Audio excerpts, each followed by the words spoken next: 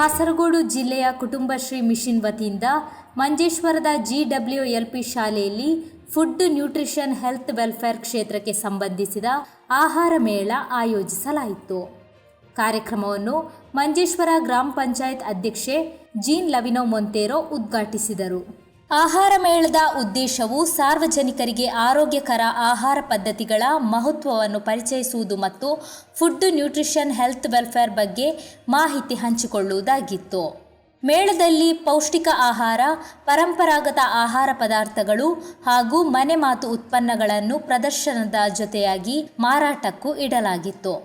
ಕಾರ್ಯಕ್ರಮದಲ್ಲಿ ಕುಟುಂಬಶ್ರೀ ಜಿಲ್ಲಾ mission coordinator TT Surendran, CDS chairperson, panchayat ಉಪಾಧ್ಯಕ್ಷರು, ಕಾರ್ಯದರ್ಶಿ, ಸಹ ಕಾರ್ಯದರ್ಶಿ, ವಾರ್ಡ್ ಸದಸ್ಯರು, ಸಮುದಾಯ ಕೌನ್ಸಿಲರ್, ಶಾಲೆಯ ಮುಖ್ಯ ಗುರುಗಳು, CDS ಸದಸ್ಯರು, ಬೆಂಬಲ ಸಿಬ್ಬಂದಿಗಳು, കുടുംബശ്രീ സദസ്യರು പാൽಗೊಂಡರು. 92 എനർജി അയൽക്കൂട്ടം ഉണ്ടാക്കുക എന്നുള്ളതാണ് നമ്മുടെ ലക്ഷ്യം. അതിന്റെ ഉദ്ഘാടനമാണ്, അതിന്റെ ഹാർവെസ്റ്റിംഗിന്റെ ഉദ്ഘാടനം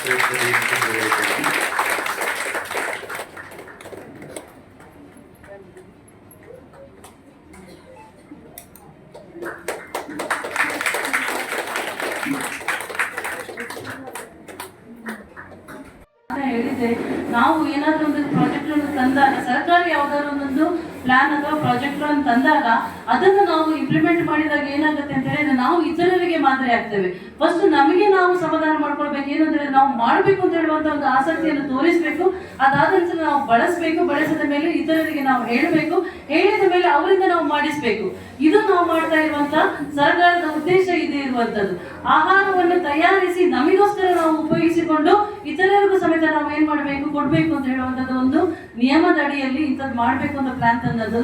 ಇದು ಇನ್ನೊಂದು ಏನು ಅಂತ ಹೇಳಿದ್ರೆ, ಆರೋಗ್ಯಯುತವಾದ ಪೌಷ್ಟಿಕಾಂಶ ಉಳ್ಳ ಒಂದು ಆಹಾರವನ್ನು ನಾವು ಸೇವಿಸಬೇಕು ಅಂತ ಹೇಳೋದು. ಪ್ರತಿಯೊಂದು ನಮ್ಮ ಜೀವನದ ಪ್ರತಿಯೊಂದು ಹಂತದಲ್ಲಿ, ಬಾಲ್ಯದಿಂದ ಹಿಡಿದು ಉಪ್ಪಿನ ತನಕ ಪೌಷ್ಟಿಕಾಂಶ ಆಹಾರ ನಾವು ತಿಂದ್ರೆ ಮಾತ್ರ ನಾವೇನಾಗಿದ್ದೇವೆ ಅಂತ ಹೇಳಿದ್ರೆ ಬಲಿಷ್ಠವಾಗಿ ಬೆಳೀಲಿಕ್ಕೆ ಸಾಧ್ಯ ಆಗುವಂಥದ್ದು. ಬೆಳೆಯೋದು ಮಾತ್ರ ಅಲ್ಲ, ನಾವು ಬೆಳೆದ ಮೇಲೆ ಏನಾಗಬೇಕು, ಬದುಕಬೇಕಲ್ವಾ.